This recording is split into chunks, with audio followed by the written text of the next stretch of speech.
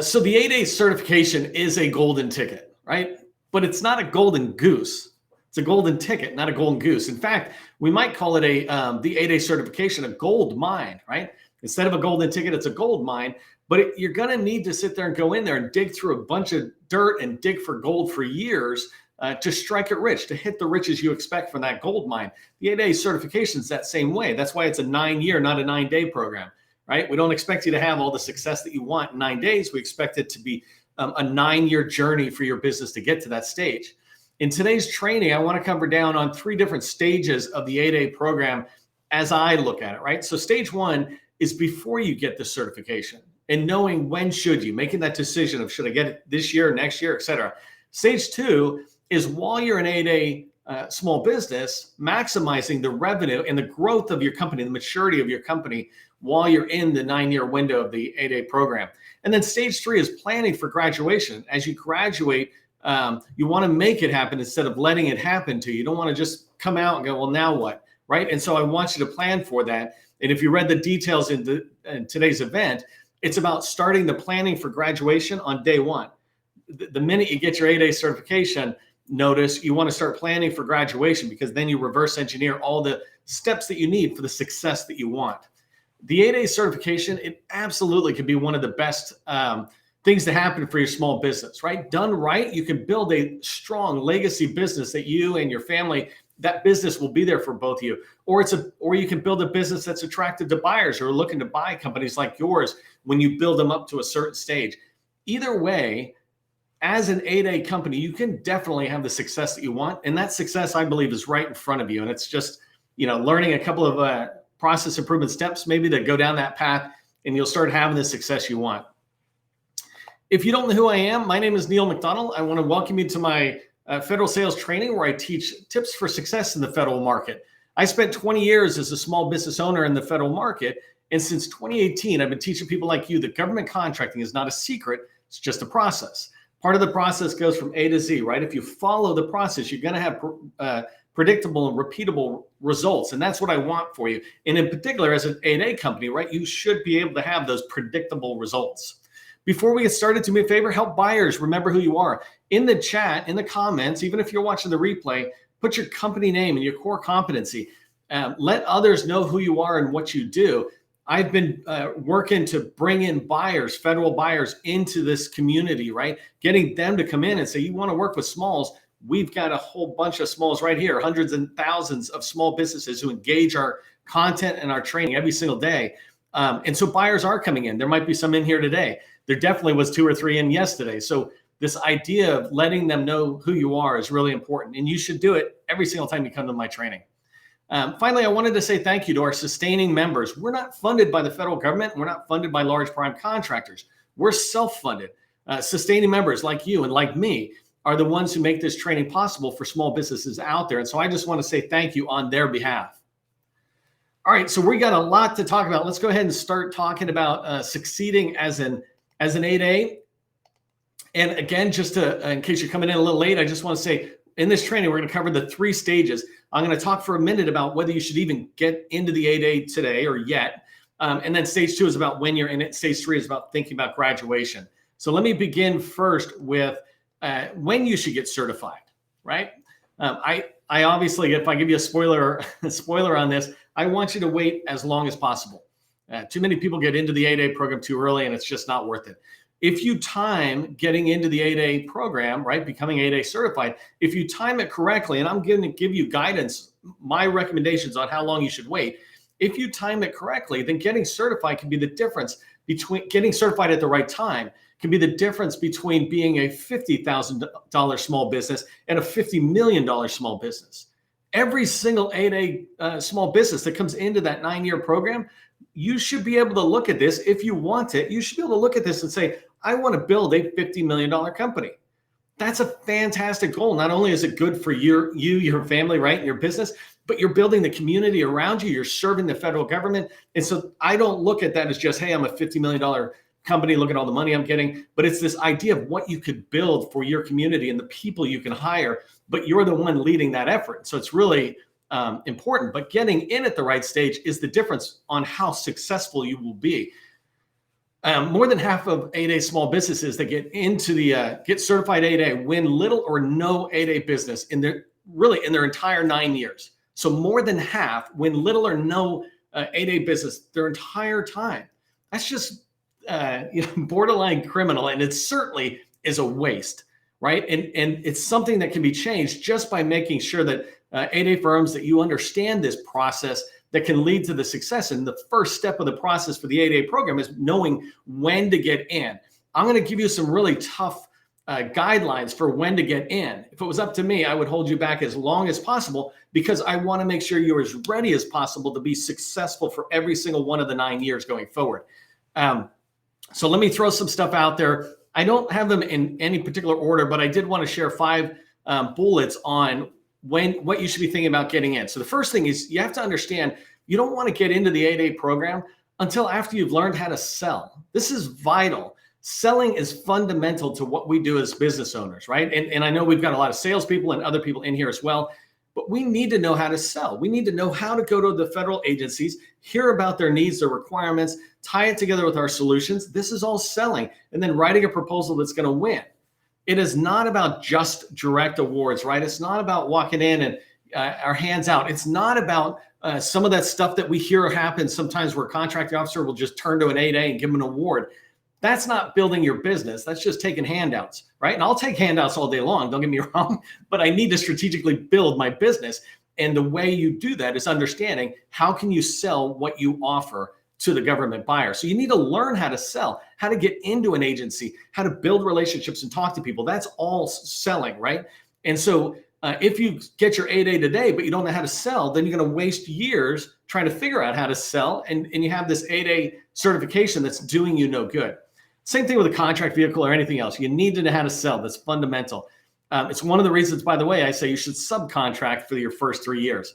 Speaking of first 3 years, the second bullet, as it relates to when you should start or go get certified, is after you have 3 years of experience within one large agency. And I'll talk about that large agency in a minute. But you want to be in one large department or agency. So Homeland Security, HHS, Army, departments at that level that can grow you to a $50 million business. They spend so much that if they spent $50 million with you per year, right, that still wouldn't be a drop in all they spend. So you want to make sure wherever you're going is big enough. We had a guest on yesterday from Naval Surface Warfare Center, Crane. One little command, no offense, but one little command within all of Navy, and their spend in contracting is $1.9 billion, right? So if you start looking at the entire Navy, it's not unrealistic that you could build a $50 million company, depending on what you sell. But anyway, so you want 3 years of experience and working with an agency that absolutely uses 8As to address the requirements, right? They buy from 8A firms.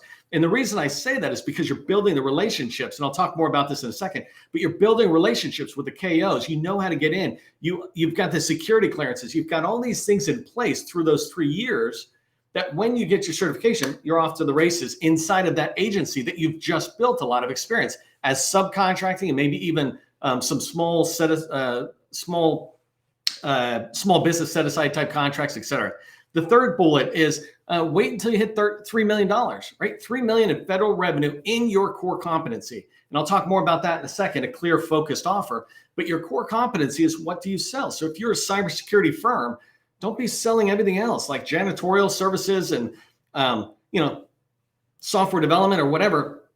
If you spread it around too much, you're not going to be focused and not that attractive to the buyer, because they'd rather turn to somebody who's got a ton of experience, let's say in cybersecurity. So I put a goal down of $3 million. You're learning how to go get $3 million in revenue from the federal government, whether it's as a prime or a sub. And most of that will come as a subcontractor, which is totally fine.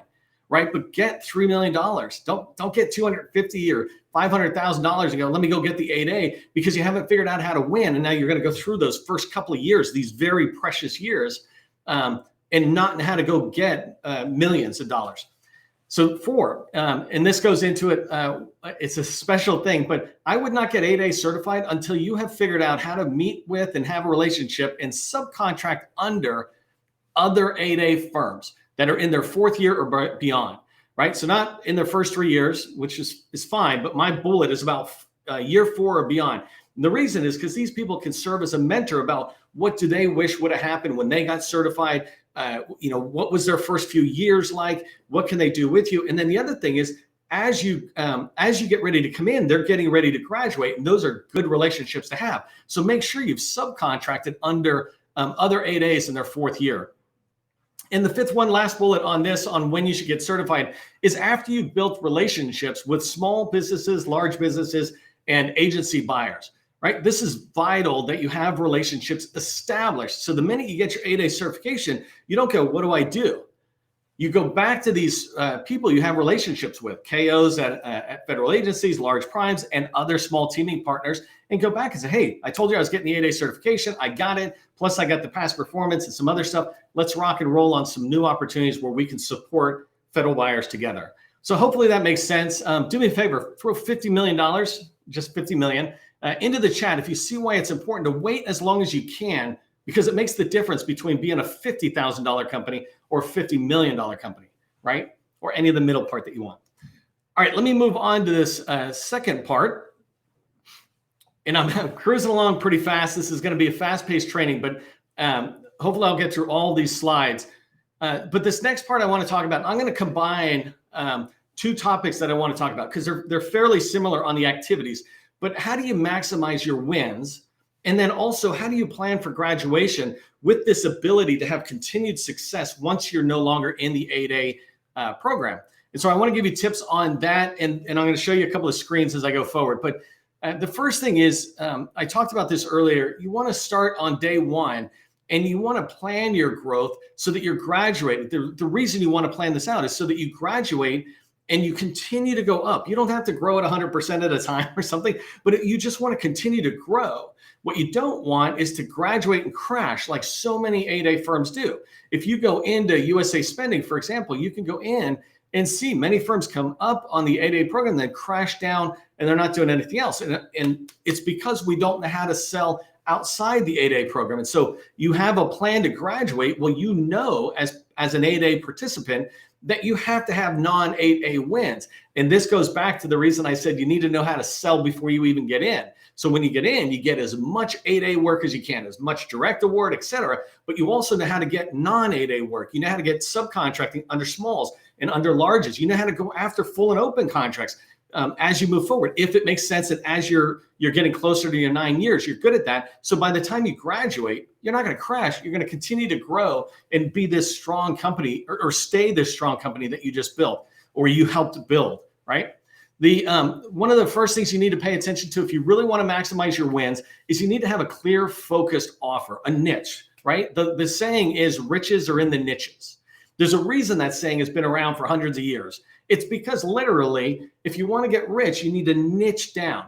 And niching down just means coming down to something specific. For example, I've got a customer who does construction. They niche down to elevators. Of course, they can do other stuff, but the niching down allows them to get in and talk to buyers and get seen. Then they can expand on services. But if they go in and say, we do all this stuff, it gets crazy for them. It's the same thing with somebody who's in the IT services, right? They're niching down on, let's say, zero trust architecture or zero trust, rolling out zero trust in agencies. But once they're in, zero trust leads to all sorts of stuff. It can lead to business process improvement, software development, et cetera. But you need to niche down and have this clear, focused offer because it makes it very easy for everybody else to know what you sell. It's why I tell you in the chat, tell me your focused offer. If I'm not saying your company's example, more often than not, maybe you're using too many words and it just doesn't stick in my head like some of these people like Elevator or SharePoint or Zero Trust. And so I try to look in and learn, and I want you to get good at communicating that. So have a clear, focused offer. The next thing is to maximize your wins, right? You want to target one department. This is what we work on the Business Development Accelerator workshop we have. This is exactly what we teach our customers and help them put in place. Clear, focused offer, and then one target department. You want that target, the agency or the department, to be large enough that you can grow a $50 million firm. I have a friend who's got a $100 million company, $100 million a year, and he's in one agency, not even a department, one agency doing one thing around data. It's possible to grow your company up when you niche down, but we feel this FOMO, right? Oh, I have to go after this or that. It's possible to build a company, a strong company that's going to be a $50 million company in one department. But we're like, oh, what about that department? They've got need. Yes, they do. But if you want to grow, get in here, build the relationships, really know the agency.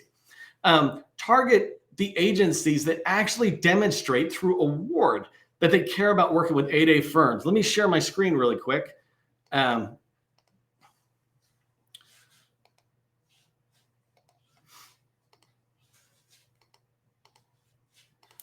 trying to find the right one here.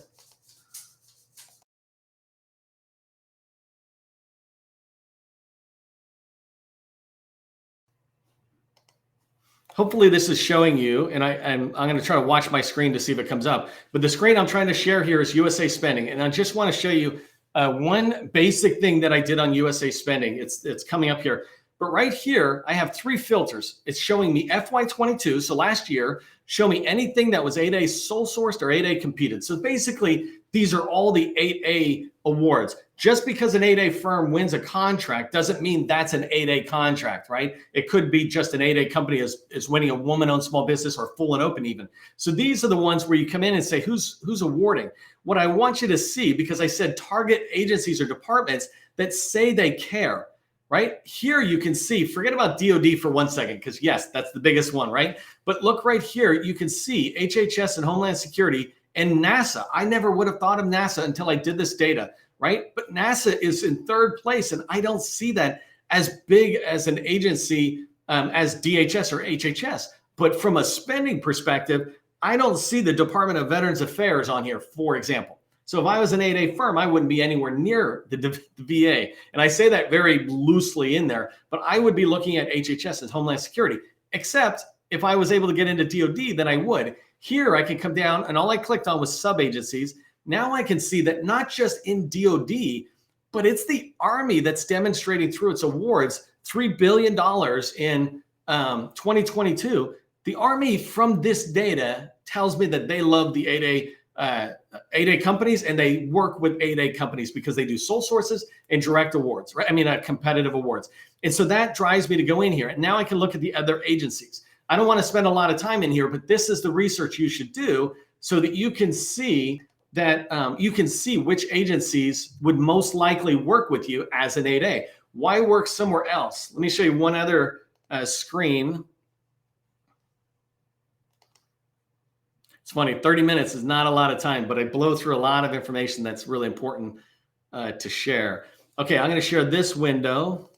I really want you to understand this. I had this conversation with a customer who just started with us this week, and they're in the BD Accelerator workshop, and we were talking about they're in acquisition and being able to support the contracting shop, but there was this concern about some contracting shops. They're hesitant to use contractors working on their stuff, right? Or to bring in contractors. And I said, well, don't work with them. What you want to understand, what you must understand is that you see on the right-hand side, it's got late majority and laggards. Those are in this example, those are the contracting officers who don't want to have anything to do with 8A firms. But over here, there's innovators, early adopters. What these mean is like the Army is an innovator from the data I just looked at. The early adopters, same thing, right? I'm looking for those firms. And so why would I go over, no offense to the VA, right? But why would I go to the VA when my early data tells me that they're laggards on the 8A, working with 8A companies? And it's because mostly they're focused on SDVOs, right? But why would I work with them? I would focus, if I'm an 8A and I got 9 years, I would focus on the Army and HHS and DHS that we were seeing there. So hopefully that makes sense. Let me just make sure I'm bringing myself back here. If that makes sense, by the way, put down focused agency. I really want to make sure that you're tracking on that. And so the whole point of that, though, is don't waste your time with agencies that aren't using 8A and trying to convince them to use 8A.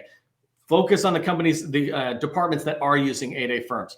All right, the next thing you need to do if you want to be able to maximize your wins and then also plan for graduation with continued success is you need to build strategic relationships out there, right? You need to have strategic relationships with buyers, right? And federal buyers, this is contracting officers, small business professionals, program office, but you need to build relationships with these people. You can't just call in when you got an opportunity like, hey, what's the details on this? Okay, thanks, I'm out of here, right? Building that relationship. I was talking about this customer who just started with us this week, and I was asking them, hey, what kind of relationships do you have with different customers you're working with?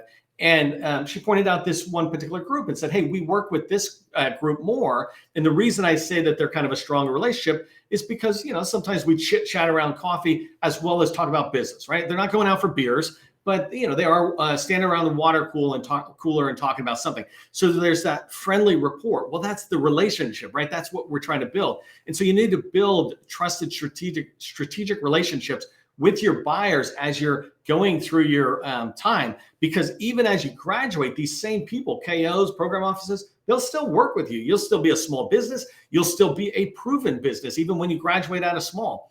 Large prime contractors, right?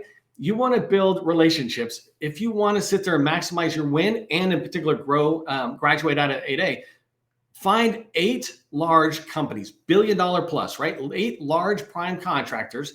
As you're in your 8A window, find 8 large prime contractors and build strategic relationships with them. They definitely have to work with small businesses. They definitely have to work with 8A firms. They don't have to work with yours. But if you build a relationship with them, if you bring them something of value, if you make a point of trying to be committed to that relationship, then that could just be so valuable to you as you go forward in throughout your 9 years, and then even as you graduate. And do the same thing with small businesses, right? Don't ignore small businesses. You've got the other 8A firms, team up with some of them, but there's all these set-asides that are for HubZone, Woman-Owned, and SDVO, right? And then Total Small. Make sure you're building relationships. If you don't know how to build relationships, take the time and learn how to build strategic relationships. That's different than just having, let's say professional friends. Strategic relationships are ones where we meet and we're talking about growth. Remember, I talked about meeting with an 8A firm that's getting ready to graduate in 5 years. Well, you're building a strategic relationship that says they're going to be focused on helping you come into the 8A and grow, and you're going to be focused on helping them having continued success as they graduate out of 8A. Those are strategic relationships when you actually care about the growth of each other's companies. Okay, so I know I'm doing fire hose, but I only got one set of slides left, and I really want to cover this in the last few minutes. I can say it at a high level. You can always reach out if you want to talk to me or just join our workshop. But continuing along this idea of how do you maximize your wins while you're in the 9-year window of the 8A program, and then how do you plan for graduation so that not only do you graduate, but you can have success. And I don't just mean maintaining 8A contracts that are going beyond 9 years, but really having the ability to continue to win other than 8A contracts as you go out. So one of the next important things that you really want to track on throughout the time, and you should start today if you haven't started before, but you want to start building a book of past performances, and I say 40 or more, a book of 40 or more past performances that are related to your core competency, your focused offer. I was talking about one of my customers is cybersecurity, right? In fact, they've got a data security focus. Well, they want to continue to build past performances around cybersecurity and data security and zero trust architecture. They don't want to sit there and get distracted with help desk or network engineering or toilet cleaning or whatever, right? You don't want to get distracted by these other past performances. If you want to be strong and keep winning bigger and bigger contracts, or if you want to keep winning contracts outside of the 8A program, having a strong set of past performances is huge. You're able to demonstrate that you've got experience in increasing size and increasing scope of work that's similar to requirements that might be coming out. You'll have all sorts of relationships. If you stay within a focused department, you'll have all these relationships. For example, I said the Navy, they have 10 major buying commands. If you're able to work with different buying commands, that's really important because these people know each other and you get the past performance or the trust that comes from those past performances. And then larges will love you, right? Larges are looking for companies that have agency intimacy. You have knowledge of the agency. You have experience in the agency. The agency keeps giving you money. That means they must trust you. So I, as a large, will trust you, right? There's a lot of value that comes from having those past performances. You know this. And so the thing you want to pay attention to is get 40 of those. Don't just let opportunities happen to you. Look at this and go, how can I go get more opportunities that are in my sweet spot? And the last thing I want to mention just on how to maximize your win just for today is get 2 mentor protege mentors, right? To work with over 9 years. You can have up to 2, I think, mentor protege programs. And so I would spread them across. If you wait to get in, then you've already started building relationships with a large, potentially, or a large small, or recently graduated small business to large. But having that relationship, having a mentor early on that can help you start growing with some of your back office stuff. You can learn from them. Certifications, they can help you with the certifications. There's a lot to be said, especially with the SBA's Mentor Protege program, that you can have. Because you can have 2 of them, you can use them to really get into other contracts, larger contracts. Even if you're working with large businesses, you literally can be part of $100 million or $1 billion contract, right? I work with people often who go after work that's in the multi-billion-dollar contract size. And so when you're a trusted small to a large, you will get invited into that party. And so if you can find mentor proteges, mentors who are in that space, that will go a long way to help you maximize your win while you're in the program, and to help you as you continue and you come out, because you'll still be a small business and the largest still would want to work with you. So we're cruising through a lot. Being an 8A small business, it is a golden ticket, right? But it's a gold mine, like I mentioned. And so don't get that ticket, though. Don't go buy that mine before you're ready to maximize the value through your knowledge and the experience, the past performances that'll come. Whatever year you're in, stop for a second. Next week, make a plan, right? I'm working with a customer now who's in their 6th year, and the focus is non-8A work. Well, it's doable. But it's easier for you if you start earlier. We'll help them succeed. But for you, the earlier you start and you put a plan in place, the better it'll be. If your company is struggling to start and build relationships with federal agencies or teaming partners, consider joining my 90-day BD Accelerator workshop, especially if you're an 8A looking to maximize your 8A participation or hit your goals. Just reach out to me on LinkedIn if you're interested in learning more. And remember, government contracting, it is not a secret. It's just a process. I'll see you in the next training.